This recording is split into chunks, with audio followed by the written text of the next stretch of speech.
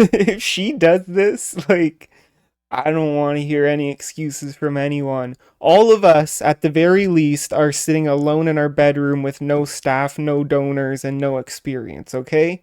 That's a bar pretty much all of us can meet. If she can beat the decades long incumbent's daughter with like a few months of campaigning, like we ready.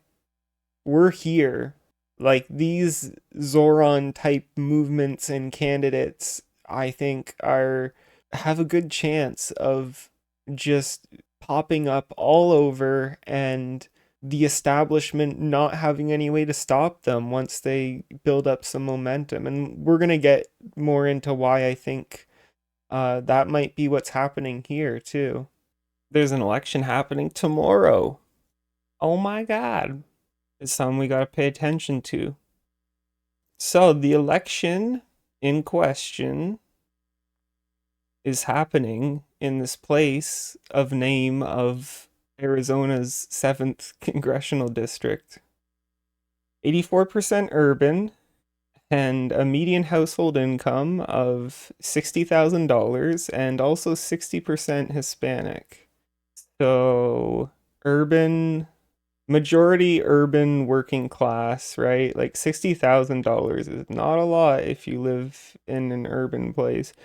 And what's interesting about it as well is that Hispanic people in general, it doesn't seem like this district, you know, was significantly Trump supporting at all. Although I would say by a few points, like if you look over the recent few years, you're at like 68%, 66%. And then in 2024, they only get 60 and 63% for the Senate, 63%. So, you're still looking at between a 5 up to a 10% drop in support and whereas the Republicans, it seems like if you look over this, the Republicans gained, around 5% support in 2024, which lines up with the broader trend of Hispanic working class voters being fed up with the Democrats, as are most people. But the reason I bring this up is because if you look at the difference in turnout, it's not even that like all these Hispanic people are going to Trump or something like that. It's more just like people aren't going out to vote in general. Certain demographics aren't turning out. um it was mostly like working age men, young people, and Hispanic voters who did not show out in large enough numbers for Kamala, and that's obviously a very simplified statement, but those were the demographics that the Democrats were kind of banking on. They kind of needed those groups to show up in bigger numbers for Kamala to win, and they did not. And again, Trump's explicit strategy, the Republican strategy, when they do attack ads and all that, they're not trying to necessarily convince these kind of demographics to vote for them. If anything, they just want them demobilized and not voting for Kamala, not voting for the Democrats, right?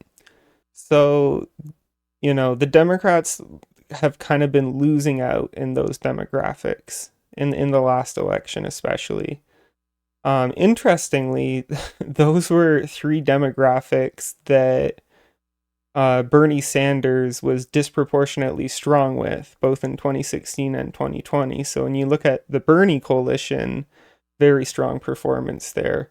Also, when you look at Zohran Mamdani, he famously like flipped Latino voters from Cuomo to himself, and obviously young people showed up in droves. And again, it wasn't as much like convincing conservative voters to be less conservative. It was more like just organizing and mobilizing people to show up and people to get involved who hadn't before. So, what I'm trying to lay the grounds for here is that you have a reasonably similar district to something you'd find in New York, right? Majority Hispanic, majority working class, it's almost all urban, right? It's 84% urban, this district. And Yeah, it does represent the kind of demographics that the Democrats really need um in order to win, across the country. And it feels like the conditions are right. I've said this before, but only 18% of Democrat voters are like satisfied with the job that the Democrats, their leadership and whatnot are doing right now.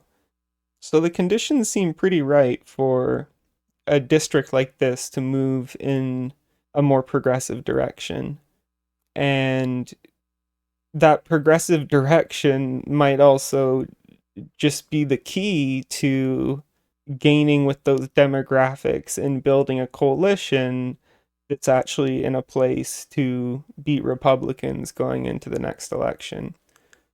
So anyway, back on March 13th, I guess, or something, Raul Grijalva, I don't know how to pronounce his name, sorry. He was okay, I guess, I think. He was fine. He died. They need a new person in there. And right away his daughter stepped in the race. I say daughter, it makes it sound young. She's like in her 50s, but she got into the race and she was kind of the establishment choice for that. But we are seeing a person named Deja Foxx who is 25 and who is stepping up to try to challenge this incumbent candidate, or not incumbent, but technically not incumbent, but clearly, the legacy pick. And it seems like the election's getting pretty close. It's happening tomorrow, but I just wanted to kind of parse out. I've heard a lot of noise and I haven't really looked into too many of the specifics. I understand she's pretty progressive on the policy, but I think that even the opponent here, like Grijalva's daughter, is, nominally progressive. She supports Medicare for all and things like that. But if you've been paying attention to Democratic politics for any amount of time, uh, you probably realize that these politicians can say they're in favor of one thing, and there's very little cost to doing so when you're not in a position of power to, execute any of that. But whether or not you'll actually support those things once you have power to do something is another story. I mean, Kamala is a famous example of somebody who, for years, said she was for Medicare for all, and then when she started running for president in 2020, there was no more of that. And then somehow there wasn't even a whisper of any kind of healthcare improvement once she became vice president. Similar thing with Elizabeth Warren, Tulsi Gabbard, who took a complete right wing turn. There's been many, even Hillary Clinton was like a big single payer Medicare for all person back in like the 90s. And yeah, I mean, you can see over time, I don't know, it's a combination of things, I'm sure, but just the corporate donations from the health insurance lobby, all those kind of things. These politicians say they're in favor of stuff, but apparently they don't really have strong convictions. And, they'll say they support something as long as it's convenient for them politically. And then as soon as it's not, it gets thrown under the bus, right? So anyway, more than talking about what these politicians claim to believe and what they would like in their ideal world, um, I am more interested about strategy. So, for example, when Bernie was running in 2020, and I think he made this, I think one of his mistakes in 2020 was he wasn't as vocal about his kind of strategy as he was in 2016 as a way to kind of differentiate himself. But in 2016, people would ask, what are you going to do when the Senate is like split, like it's like half Republicans and like most of your Democratic colleagues in the House are also corrupt and aren't going to, pass Medicare for all or anything like that? What are you going to do to get it passed? And Bernie would say, I'm going to go to the voters in, the districts of these corrupt Congress people, and I'm gonna, as president, especially, you have a big platform. So he said, I'm gonna like rally them to pressure their congressional leaders to support Medicare for all, or basically the congressional leaders would know that when the next election came, they were going to get voted out. So it was kind of a movement approach. Basically, it was kind of like we need a grass up, bottom up movement to pressure establishment politicians into doing something better. Now, that was a very different strategy from somebody like Elizabeth Warren, who, while on paper, like, she nominally supported a lot of the things that Bernie supported in 2020, she didn't have any kind of tangible strategy for getting it done. She had a plan, she used to say, in terms of like the policies, but in terms of the legislative action, like, how are you going to get that implemented? You were left to assume she would kind of do it from like backdoor dealings because she had a better relationship with the Democratic Party than Bernie. So I don't know if she thought she could get like a majority, maybe she could like whip up. I don't know, but it was like a very like backroom establishment. I'm just going to talk to my buddies in government and we'll get it done kind of idea. Um, and that's kind of a red flag because if you think your power comes from like your institutional relations, like your proximity and your good relations to the powerful, instead of having, a theory of change based on like I'm drawing my power, my strategies based on the support of massive amount of people and their organization and their mobilization, like you can see how somebody like that maybe isn't therefore representing the people, right?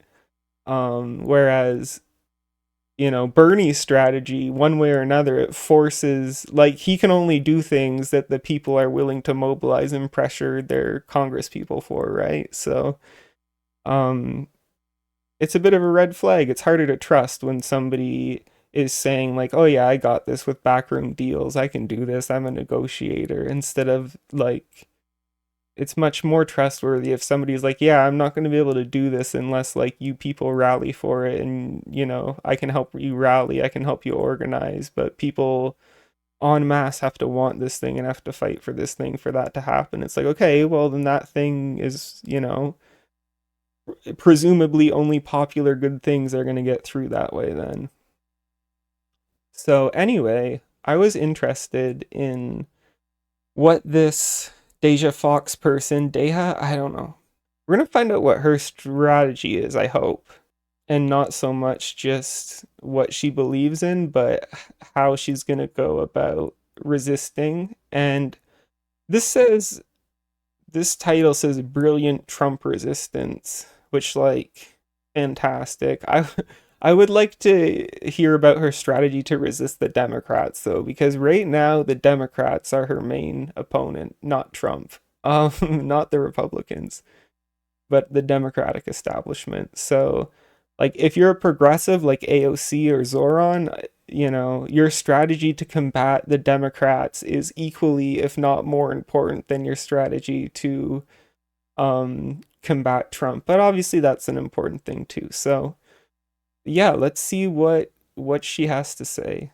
Election coming up in Arizona, just 1 week away. The Democrats are deciding who is going to be running for Arizona's 7th congressional seat, following the tragic passing earlier this year of longtime Representative Raul Grijalva.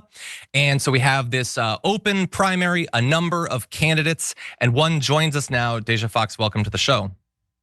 Hey there, thanks. See, it is Deja Foxx. I'm glad I didn't say Deja Foxx, Sorry. I shouldn't be proud of myself for that. Let's just watch it. Thanks for having me. Very glad to have you on the show. It's an interesting race for a number of different reasons, and you are an interesting candidate, as everyone can tell. You're young. Nobody's ever pointed it out, I don't think, in the race. So this is gonna be your first opportunity to comment on that. But anyway, many people are familiar with you from prior to this race, from your prior political advocacy, tussling with politicians and things like that. So before we jump into the race, the policies, all of that, tell people who might not yet be familiar with you a little bit about how you got involved in politics, how you decided to make this run for the 7th District.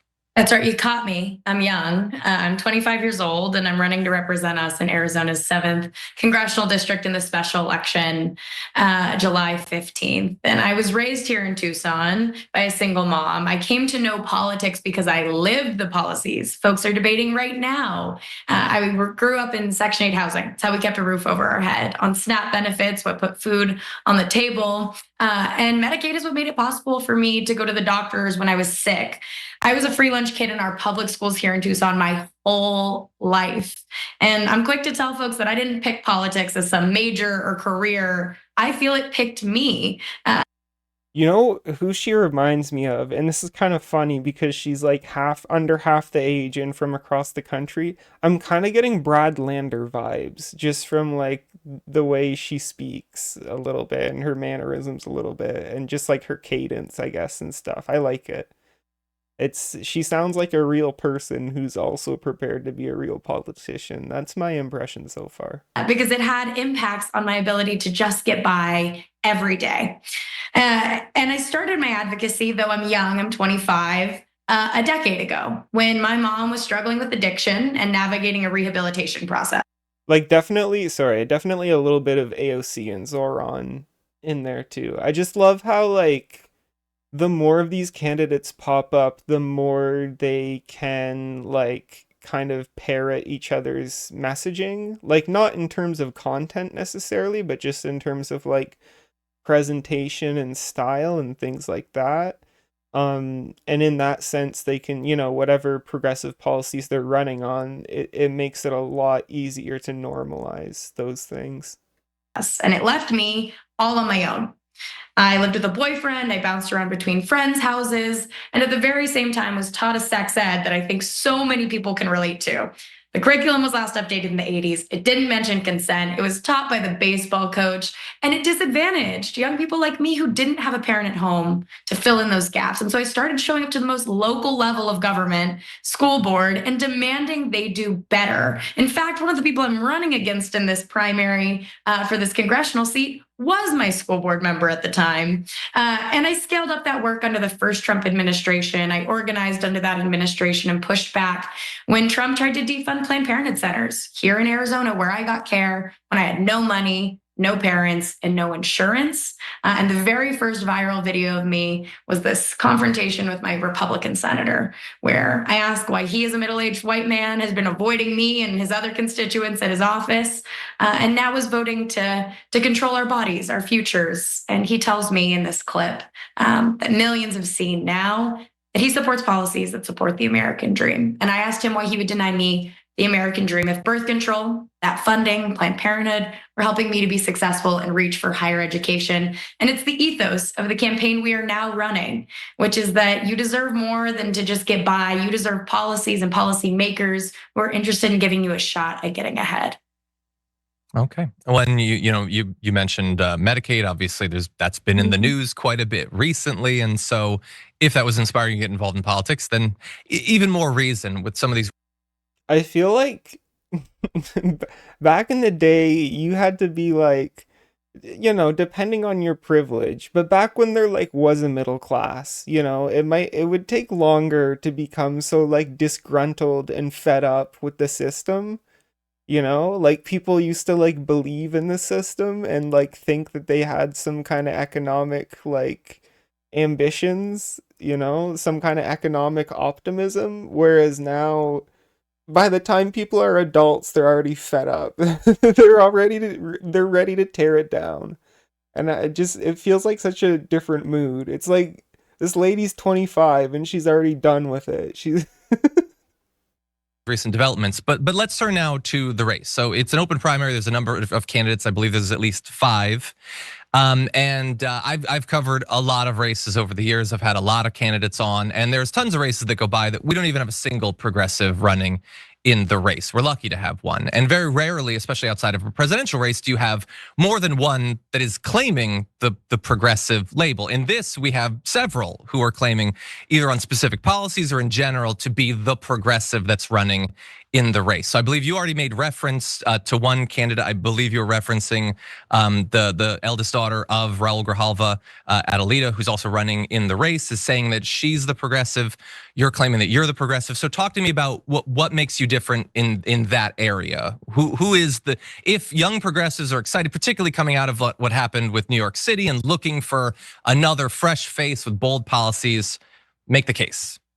Yeah, we have a different set of experience. For the last decade, I have been an activist and an advocate. I'm not a career politician. I've never held elected office, but I have the lived experience of knowing that the policies they're debating in DC, those budget cuts, right? That budget bill cutting millions off from their healthcare, taking food off of the table of our most vulnerable families. Those are the policies I have lived. And it sets me apart. But not only that, for the last decade, I have been on the front lines fighting for reproductive rights, whether that was going toe to toe with Republicans and the Trump administration, right? Fighting back to make sure that Planned Parenthood centers here in Arizona were funded, or standing up to Republicans and Democrats alike on our school board when they avoided controversy at the expense of the young people like me that they represented, or even more recently after the overturn of Roe versus Wade, being arrested on Capitol Hill in an act of civil disobedience. The job of our members of Congress has changed.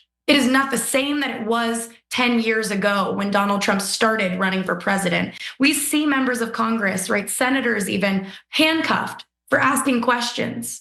Members of Congress jostled and pushed around, denied entry outside of ICE detention facilities. And the question we have to answer in this race here in Southern Arizona is, who is going to be our fighter? Who do you trust to stand between Donald Trump and your neighbors when he's sending unmarked vans and masked agents to kidnap immigrants, our families, our friends off the street? Who do you trust to stand between this administration and your mom's access to health care? And it's why I'm in this race. I think we need somebody with a different kind of experience and the fight that I have been building for the last decade. Basically, we're looking at, we need to be willing to be more confrontational.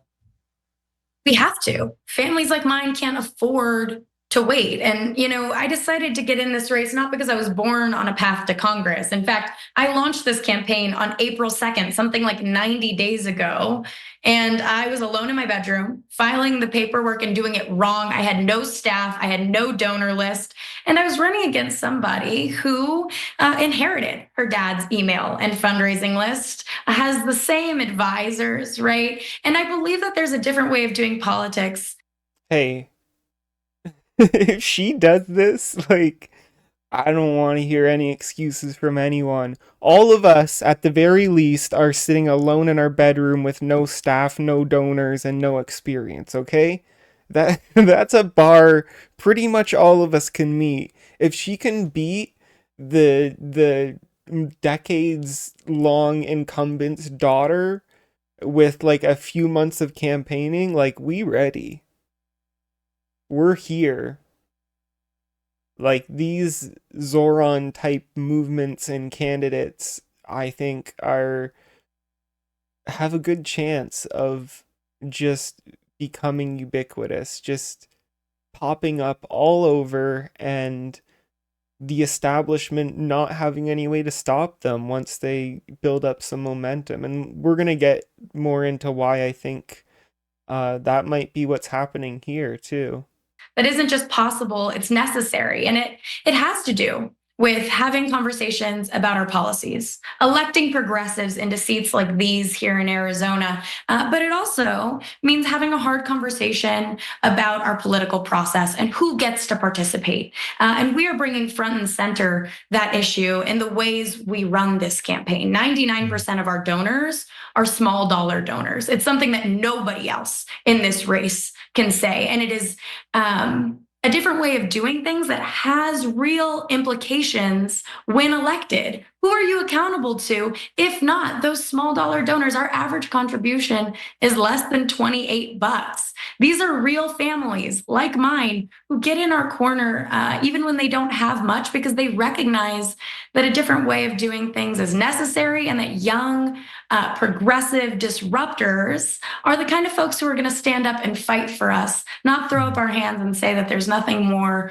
we can do. And so I'm really proud in this campaign to point out the structural differences of who gets to participate in our political process, and show, not just tell, the ways that we can and will be accountable to working families. All right. Pretty short interview. They didn't ask her about strategy, unfortunately. I will say that, like, somebody who has no donors, has no staff, but has a career in activism and advocacy is in a way better position to make change than, like, somebody who's affluent and connected, etc., you know? And when I say connected, I mean connected to other wealthy, powerful people.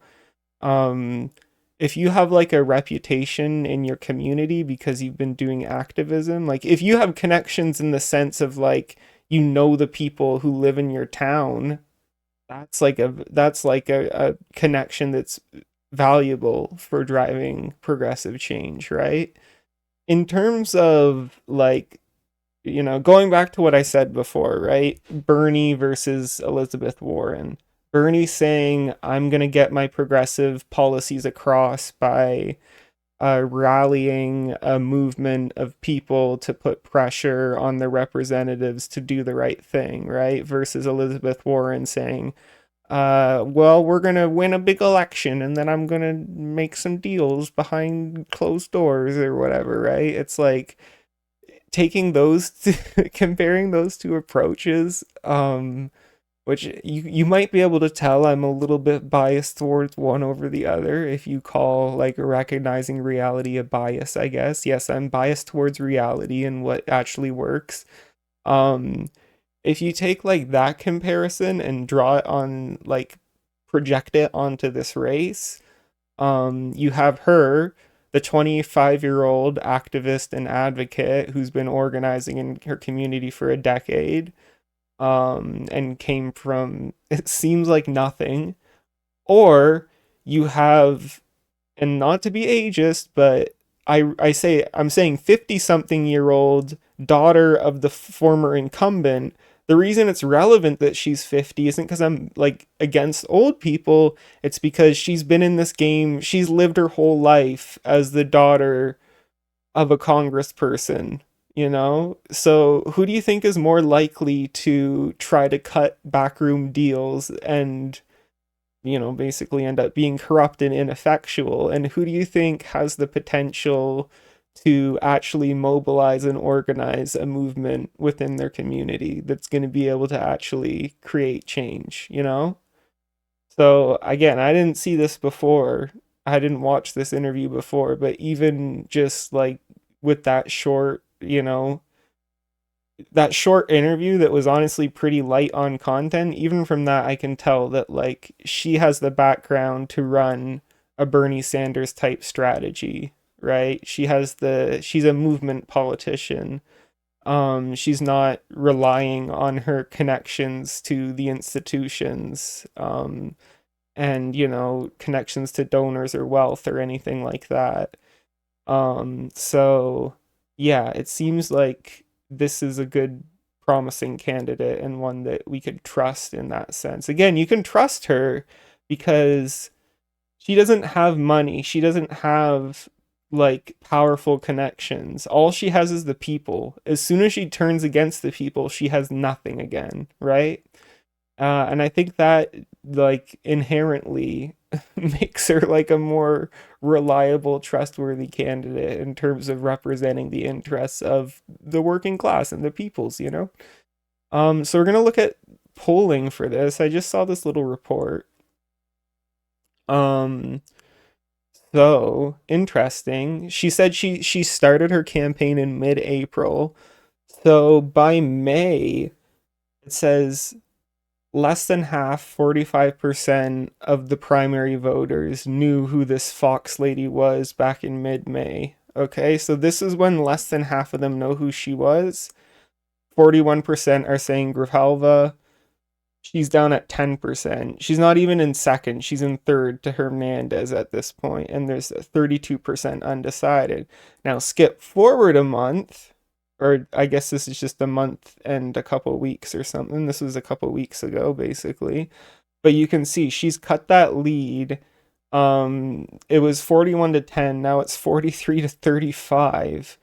And you might be saying like, well, that's still a big lead, you know? Is she really going to be able to hold that? Or, you know, like, could she really, like, make enough grounds to surpass the 43? Well, if you look at the undecideds here, um, we were at 32 undecided, 32% were undecided, and now 11% say they're undecided.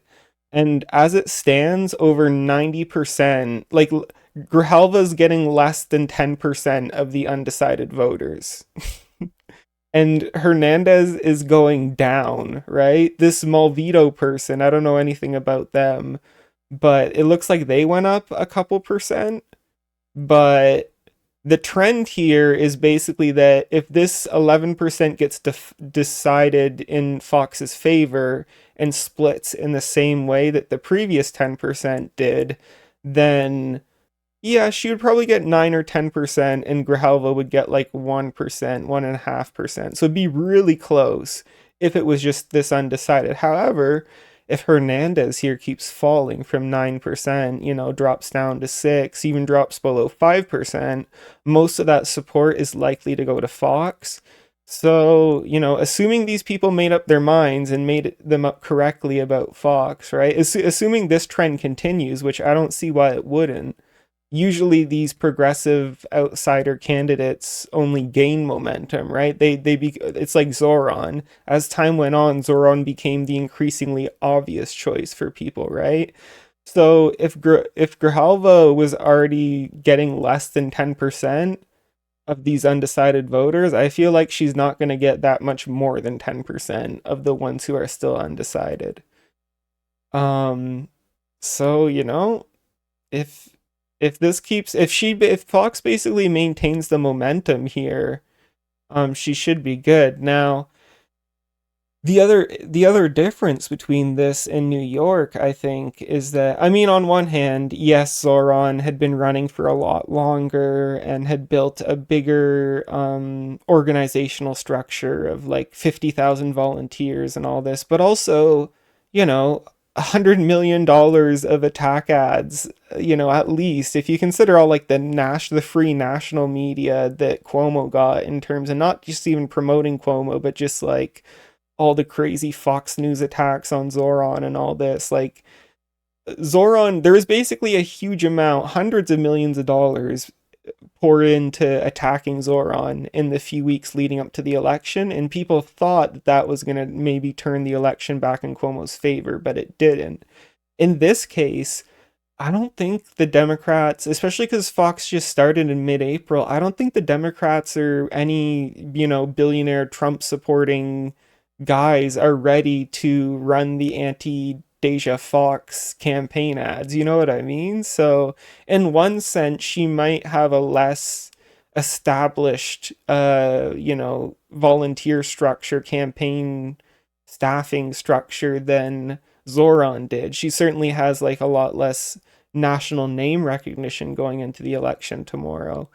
Um, but she also, there's just like less energy directed against her, right? And this isn't like a New York City 10 million people wide. There's not going to be a million vote election, right? This is going to be decided by like thousands of votes. So it doesn't really take that much community organizing to flip a lot of these random seats throughout the country, which is why like the establishment was so bent on Zohran losing. I think people have the wrong impression, which is that like oh, New York is progressive and full of immigrants, and that's why they were willing to vote Zohran in. Like that contradicts. Like it was just all kinds of young people, and it was just like people who hadn't voted before who he was able to mobilize and get to show up. So if Foxx can do that as well, she might actually exceed these polls, because I assume these polls are based on likely voters, which is based on like previous voters. But if Foxx has a whole new demographic of voters showing up for her, that's also going to help. And even though, yeah, you might think, well, this can only happen in very progressive areas, the thing about this is a primary. And if you're not in a very progressive, like a very gung ho Democrat area, um, with a big political democratic machine and, a long history of all that, you're like I said, the primary is going to be decided by a few thousand votes, and the establishment just isn't going to have the staffing and the funding, and they're not going to have their defenses built up basically to resist an outsider candidate. So, if Zoran can mobilize 50,000 people to get his hundreds of thousands of votes he needed, then a candidate like Foxx probably only needs like 100 or, a few hundred people to get the several thousand votes that she needs to win this primary. And once you're at the level of I need a few hundred volunteers, like that's something that anyone with connections to their community or a history of activism, etc., can pull off. And that's what's so scary about this to the Democratic establishment, is that they realize like any any district that like contains a community college, has a very high chance, unless there's a big democratic machine there like there was in New York, it wouldn't be that hard to flip them away from a democratic establishment candidate to like a real progressive, right? And so if they couldn't even stop Zoran in New York, the Democratic establishment, Republican establishment, their billionaire donors, everyone, they formed like an evil Voltron and they still couldn't stop him. So like, they don't have an evil Voltron here. They have like a few dumb goons. I don't know, right? I'm trying to make an analogy here, but like it's a lot easier to flip a lot of these random seats. So I know that like, the election is tomorrow, and maybe the recent polling data, the most recent we have, still suggests that Grijalva is leading, but like, I don't feel bad about this for Foxx. It says right here, more than half of voters have not yet voted in the election. So, maybe only 11% say they're undecided, but a lot more haven't actually voted. So, it's very possible. Like, we don't know what will happen tomorrow, right? And it could come down to stuff like it's hot out tomorrow, so old people stay home and young people go out and Fox wins or something, right? Um, and yeah, all she needs to really do is continue her progress with these undecided voters, and, if she wants to be safe, make sure she's like turning out a bunch of new voters as well, because that's how Zoran won. Cuomo got enough votes to win any other mayoral primary basically in New York history. But Zoran just got so many new votes, newer votes, that he just shattered any record for votes in a mayoral primary, and that's how he won. So, this is already very promising, and if she has that ground game, she's gonna if she has the ground game specifically to turn out new voters, she's going to win. Even without that, amazingly, this candidate who came out of nowhere like 3 months ago was nothing. In terms like on the political radar, she wasn't on it. It already looks like she might be good even without a big influx of new voters. Which would, yeah, make her the first Gen Z congresswoman, and possibly probably the youngest congresswoman in history. Pretty cool. Um anyway, if you know anyone who looks like they might be from Arizona, or who looks like they might, or sounds like, or smells like they might know someone from Arizona. Tell them about this. This is happening tomorrow. By the time this goes up on YouTube, it will be today. This is happening today. So, yeah, make sure that you are supporting how you can. And yeah, in conclusion, she was a lady in her bedroom. She had nothing. She had no money. She didn't know how to fill out a form. You know, that could be you. That's probably you right now. You probably don't have money or donors or knowledge of how to run for office, but you could. She did, and look at her. Look at this. Beating the incumbent's daughter. I don't even have pants on right now. I could do this, I think. Yeah, why not?